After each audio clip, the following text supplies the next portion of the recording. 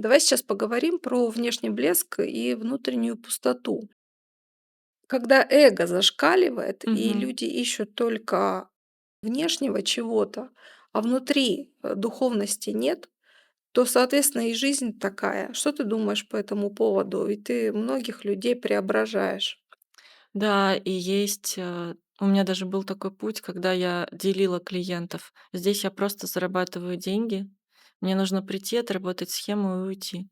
А здесь у меня другое. То есть я могла даже с этого клиента денег не взять, потому что происходило совершенно другое соединение. И действительно, у женщин есть это разделение, потому что вся аудитория Инстаграма, она за внешнюю картинку. И ты когда смотришь, что у другой женщины есть все, но это же не одно и то же, то, что она транслирует, и то, что она проживает. И у тебя меняется все, ты считаешь себя никем. Потому что у тебя 5 детей, ты готовишь прекрасные пироги, но где-то у тебя фигура не 90-60-90 и ставишь на себе крест, да. Может быть, ты хотела писать стихи красивые, и в этот момент ты понимаешь, что что то муж у тебя мало зарабатывает, у тебя еще не та вилла, ты еще там не была, на отдых сюда не слетала. В какой-то момент просто голова женщины переворачивается в другую сторону, а еще сейчас на курсах онлайн у всех практически есть блок в обучении, монетизация, по сути, где переворачивают головы. Потому что тебя учат сначала достать все самое сильное, свои сильные стороны, а потом понять, как это распаковывается в заработок. И еще схему дадут, как это продвинуть и получить первых клиентов. Все, у нас нет шанса, да, то есть если мы не поняли, на каких смыслах мы стоим, вот и получается внешний блеск. А потом, кстати, есть женщины, которые прошли эту дорогу, получили внешний блеск, но и меня тоже можно к ним отнести, потому что я же работала около 9 лет в Европе, и были у меня несколько лет активных в Монако, а еще очень активные года были, когда мы просто курсировали между Миланом, Парижем и Монако, потому что недели моды, они перетекают, и все клиенты тоже перетекают. И ты уже начинаешь соответствовать внешне, потому что тебя просят купить бренд, чтобы внешне соответствовать тому клиенту, к которому ты идешь работать. Я тоже была в этой клетке, и могу сказать, что это вообще не то чтобы не дает тебе никакого внутреннего, повышения вибраций, оно, наоборот, низит. Потому что ты чувствуешь себя предателем по отношению к собственному свету, потому что ты это сделал, потому что так надо было. И вот эти бесконечные потому что" уводят тебя полностью от себя. В конце концов, ты улетаешь на Бали к океану. Ну, так вот произошло со мной. И когда клиент заточен на внешнюю картинку, ты понимаешь, что ты, например, с ним работаешь, и он тебя использует, чтобы заработать потом денег. Поэтому ничего страшного, если ты тоже пришел заработать денег.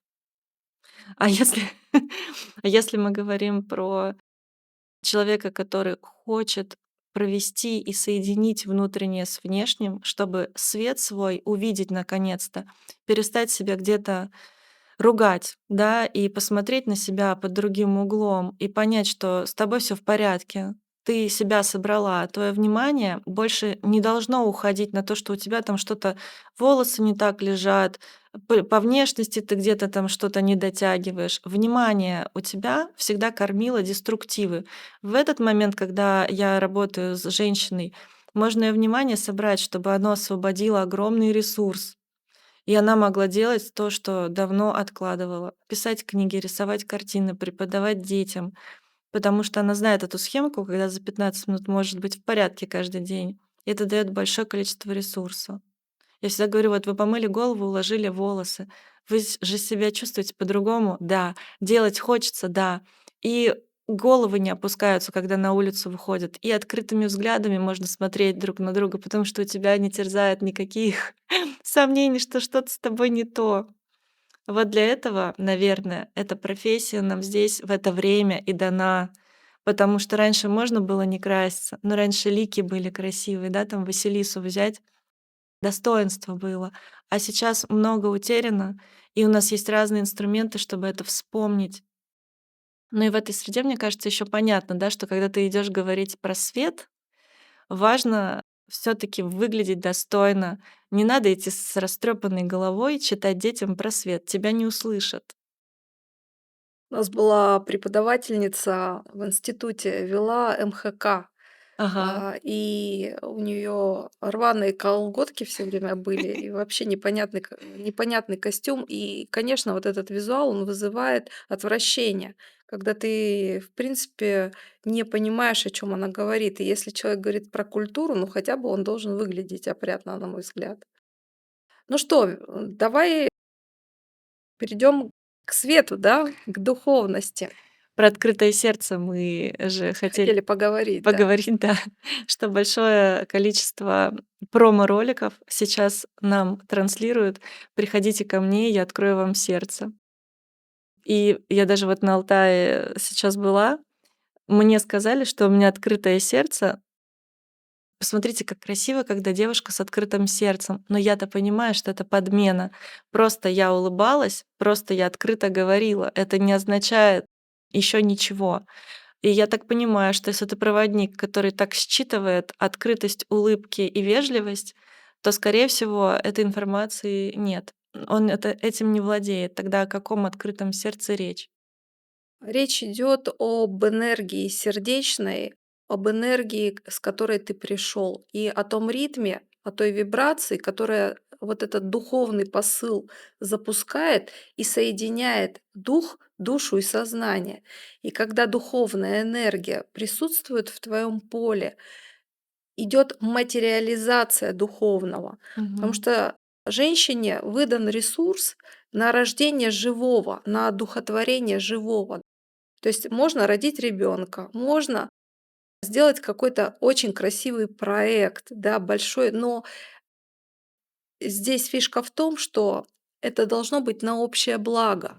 Духовная энергия может использоваться только на общее благо, а не на поиск мужа или спонсора, ну, либо там на что-то еще, да. Поэтому мало кто понимает, с чем имеет дело. И светить как лампочка, ходить с открытым сердцем, чтобы эта энергия просто уходила в никуда, не имеет никакого смысла. Потому что как только открывается сердце, человек может выйти на вибрации своей души, своего звездного рода. Он может выйти на наработки, которые у него когда-то были или параллельно существуют. И как только он пробуждает эту энергию внутри себя, он уже, так скажем, не принадлежит только себе. Он обязан проводить эту энергию во благо человечеству. И вот эта подмена, когда открывают сердце для того, чтобы кого-то что-то, кого-то или что-то найти, да, а потом это Мгм. просто бездарно истратить. И когда действительно можно открыть сердце, чтобы пользоваться во благо родине, миру, земле, вот этой энергией, позволяет развернуть вот это кристаллическое поле женщины. Ну и не только женщины, мужчинам свой поток развернуть. И тогда у человека рождаются другие смыслы. И они рождаются не в голове, они идут от сознания. Потому что голова наша, она обрабатывает только тот опыт, который был, который ей знаком. А он практически связан, либо с доработками из прошлого, да, либо с кармическими какими-то, доработками. То есть, для того, чтобы пришла какая-то новая идея, которую можно было бы реализовать, нужно сознание открытое и открытое сердце. И когда это все соединяется, дух это одухотворяет. Это и Мгм. есть духовное развитие. А для этого надо взращивать свой духовный канал, то есть себя как проводника духовного. И если бы человек задумался, да, о том, а как я это делаю, вообще, что делает меня живым, что делает меня молодым, что делает меня радостным и куда я хочу это применить. Хорошие вопросы, кстати. Это можно как чек-лист для себя записать. Да, это как бесконечный источник энергии, который в тебе открывается на общее благо, еще раз говорю. Очень много сейчас есть запросов у женщин на соединение, но соединяться нечем, потому что энергонедостаточно, и все подходят к тому, что денег нет. Реализации нет. Даже в профессиональной реализации они не могут никак соединить это с духовным планом.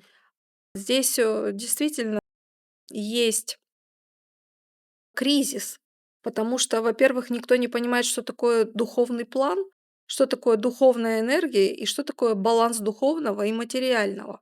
И вот это соединение в голове, когда предназначение равно деньги, Мгм. да, это тоже одно из проявлений эго, потому что ты разматываешь свои духовные наработки в материальный план. Мгм. То есть на то, что ты визуализируешь машину, квартиру. Доска желаний. Да, возможно, сейчас у нас полетят тарелки, палки там, либо что-то еще, и многие скажут, ну а как же деньги-то зарабатывать? Я считаю, что те, кто готов и хотел бы все-таки вот эти духовные наработки правильным образом здесь воплотить, закрывает этот материальный план для себя, поняв тот опыт, который ему был нужен. Нужно просто сесть и подумать. Вот здесь надо включить голову. И вот, кстати, Алтай, он позволяет вот это сделать. Посидев у Катуни, попутешествовав, впитав этот воздух, расправив свои крылья, кристаллическое поле. И он позволяет подумать о вечном, о том, с чем ты сюда пришел. Я когда-то тоже мечтала поехать на Бали, но я там была не так долго. Возможно, это место, в которое я хотела бы вернуться. Но я считаю, что сейчас Не время, да? не то, что не время, а территория нашей Родины является самой лучшей по всем параметрам. И с точки зрения безопасности, и с точки зрения реализации, и с точки зрения духовного пробуждения. И именно здесь будут реализованы все самые высокие смыслы, наработки и так далее. Ну, конечно, только у тех, кому это положено, кто к этому уже подошел головой. А те, кто все еще пытается все-таки размотать это в материалку, ну, у них будет другой немножко сценарий. Сейчас наблюдаю такую тенденцию, когда ты очень хочешь, опять, да, вот внешнее зеркало. Если есть зритель, который на тебя смотрит, вот я даже еще тренируюсь перед камерой иногда, у меня включаются оценочные какие-то личины, а я понимаю, что большое количество людей в этом живет. Как только на тебя кто-то смотрит, тебе хочется быть героем, и ты такой: "Я топлю за общее". Но при этом где-то втихаря ты все равно ведешь подсчет: "А Да, что я с этого вторичная буду выгода, да. иметь?" И вот здесь настолько важна честность, признаться себе, что здесь я играю, здесь я еще считаю, потому что все равно это когда-то выйдет, да, наружу. Я с детства запомнила, сказка была какая-то, там была фраза: "Все тайное становится явным". После этого просмотра мне не захотелось врать. Как бы мне было плохо, больно, я долго думала, но я все равно признавалась и говорила правду, потому что я понимала, что тайное становится явным. Так вот, что же делать, тем, кто очень хочет отличиться и в глазах общества выглядит молодцом? Я думаю, что духовный проводник тоже в глазах общества хочет выглядеть молодцом. Если мы говорим про онлайн или про там псевдодуховных проводников, которые делают именно за деньги всевозможные выезды, да? Ведь можно делать их на общее благо, и действительно стремиться к доброму вечному, а можно зарабатывать на этом деньги. Ведь мы хотели еще сказать, кстати, про Пушкина, да, ему же никто не заплатил 3 миллиона рублей.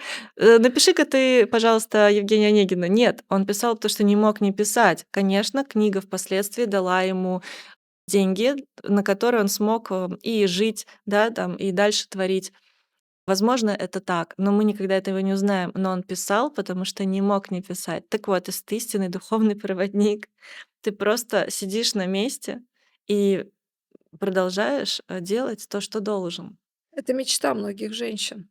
Ага. И, ну и мужчин сидеть на месте, чтобы к тебе подходили, а ты делал бы то, что должен делать. Но таких людей не так много. Есть те, кто действительно проводит духовные энергии. Для этого должно быть сердце открытым и сознание развитым. Потому что я встречала очень много тех, кто и считает себя духовными проводниками, но у них даже если сердце открыто, сознание не развито. И вот этой крышечкой они ограничивают не только себя, крышечкой на сознание, но и всех, кто к ним подходит. Но это тоже, я считаю, по карме как-то происходит. Мгм. И смотри, вот возвращаясь к сердцу и к ритму, когда ты его включаешь реально, и вот эта энергия идет, весь мир и все, что ты делаешь, делается по-другому. Мне кажется, что если человек говорит: "Я духовный проводник", это уже диагноз. Нужно несколько раз подумать, чтобы туда вписываться и зачем. И я думаю, что здесь надо рассказать, как формировать развлечения. Например, мы всегда в роликах школы говорим: "Смотрите, куда вы выводите, с чего вы стартуете, куда вы хотите". Я думаю, и не будет лишним еще раз это проговорить. Ну, давай, может быть, кратенько, да. Первое — это нужно понять, куда уходит твое внимание в течение дня. То есть на каких мыслях ты сосредоточен. Дальше нужно эти мысли начинать раскладывать, что ли, да. Это мои мысли, это не мои мысли, да. Смотреть, куда эти мысли вас выводят. Они выводят на созидание или они выводят на грусть какую-то и тоску, да. И в конечном итоге надо понять, что когда твоя голова свободна от мыслей, ты можешь принимать другие энергии, выходить на другую вибрацию. И тогда ты можешь слышать свое сознание, например, которое действительно может дать тебе возможность каких-то гениальных идей. Когда ты это понял, можно поделать практики на внимание, да, то есть прям сосредоточиться на них. В принципе, в нашей школе мы об этом рассказываем. А что еще? Могу сказать, что развлечение просто так не нарабатывается. Все равно ты несколько раз упадешь, несколько раз встанешь, люди подходят по карме, и нужно быть внимательным к этим процессам, которые происходят с этими людьми, потому что наша душа, наш мозг, он все время хочет найти объяснение, Мгм. и часто хорошее. Почему там я влюбился в этого человека, почему он мне Или нравится, почему нужно влюбиться? нужно влюбиться, или почему я быть хорошим хочу вот здесь и сейчас для кого-то. И поэтому здесь просто надо внимательно прислушиваться к тому, что говорит тебе твое сердце. И не бояться получить этот опыт, он все равно будет. Следующий момент, когда ты принимаешь какие-то решения, нужно понять, что в твоем поле играет. То есть кто за тебя сейчас эти решения принимает? Твоя личность? Или ты все-таки идешь от того духовного, что есть внутри, вот твоего источника? Потому что душе, по сути, ей не нужно ни есть, ни пить, ей не нужна никакая выгода, да, ей не хочется никому нравиться. Это просто то, что дает тебе энергию. И то, что может соединиться со всем сущим, дать тебе возможность быть в целостности, понимать все, что происходит. А наши эго-программы, у каждого человека они есть, они наоборот, вразрез идут душе, говорят, что сейчас вот нужно так, а сейчас выгода вот такая. Поэтому вот к этим процессам, когда ты с кем-то взаимодействуешь, с кем-то или с чем-то, нужно просто быть внимательным. Можно утром включать центральное сердце. И тогда, когда ты его включил, твоя твой день сложится по-другому. Вот, если человек в течение 30 дней просто начнет это делать, он уже почувствует изменения. И есть великолепная практика, которая называется радун. Может быть, ты сейчас еще про Алтай скажешь, как ты делала радун, которая позволяет быть в ресурсном состоянии. То есть утром ты наполняешься энергией, а на вечерний радун списываются все негативные программы, которые в течение дня вышли. Кстати, радун в Москве отличается от радуна на Алтае. Да, действительно, радон отличается, если мы берем ритмы Москвы и Алтая — это разная среда. Очень, интересно, в Москве, ничего не чувствуешь, ну, как будто бы, потому что ты сидишь в доме, если он еще многоэтажный, это вообще интересное ощущение. И ты можешь только чистым намерением, попадать и верить, что все случилось А на Алтае, так как уже есть небольшая тренировка в Москве, да, прошло 20 дней, на Алтае, несмотря на то, что разные часовые пояса, ты просыпаешься ровно за час до восхода. Вот если у тебя есть намерение встать на Радун, который начинается за час до восхода солнца, то у тебя организм просыпается сам. Ты просто открываешь глаза, и начинается теплый, солнечный, золотой поток. Я поняла, что действительно птицы в это время умолкают, как будто бы не такие яркие трели. А когда все заканчивается, они продолжают. Радун очень смешной. На Алтае он веселит. Тебе сразу хочется смеяться. И на какой-то момент времени внутри просыпается тот самый свободный ребенок, и ты как будто бы соединяешься с самим собой. То есть твое ощущение, что ты истинный и есть такой радостный. Это сейчас у тебя тело взрослое, там программками ты обложился, а суть твоя абсолютно другая. И это как завтрак. Если вы любите завтракать, если вы вкусно с утра позавтракали, это настроение на весь день. Как и кто вам готовил пищу, или вы сами себе это сделали, вкусное или невкусное вы съели, вот это прям задающая точка. Если через физику понятнее, то на завтраке это очень хорошо звучит. Так вот, радун — завтрак для тонких тел. Вы невероятно удивитесь, особенно через месяц, насколько вы станете ощущать. Потому что первые дней 10 я вообще не понимала, как это работает. Нужно все таки этот опыт накопить. Что бы ты хотела пожелать нашим зрителям с точки зрения их духовного развития? С точки зрения духовного развития хочется пожелать искать везде смысл и докапываться к себе с вопросами: "А зачем?" Я этот вопрос люблю. Я знаю, что он многих раздражает, но если его себе задавать, то можно дойти до ответов, которые есть внутри. Никто туда не ходит, вроде все знают, но никто не ходит. И всегда нам хочется, чтобы этот вопрос кто-то извне задавал. Но ведь вы и сами можете это сделать. И вот, продолжая практику Радуну, всегда вокруг нас будут люди, которые будут нас поддерживать или не поддерживать. Ну, например, я каждый вечер выходила на закат. Мне очень нравится летом выходить на закатное солнце. Идут люди, они смотрят, что ты стоишь, любуешься закатом, кто-то тебе кричит «Счастливого сансета!», кто-то не понимает, что ты там преисполнился, кто-то интересуется, что ты делаешь. И если ты четко знаешь, зачем ты встречаешь радун, то ты можешь другому человеку это подсказать. Оказывается, про радун знают очень многие, потому что слышали. Но даже если не знают, я встречаю закат, и это как ключ к распаковке интереса. И я очень многим людям помогла понять, что можно не просто на закат ходить, но еще и встречать солнечный ветер. Дети очень радуются вообще этому названию, потому что они знают, что это есть. Они начинают веселиться, и для них солнечный ветер, само словосочетание очень знакомое. А родители, видя, как ребенок реагирует, начинают верить.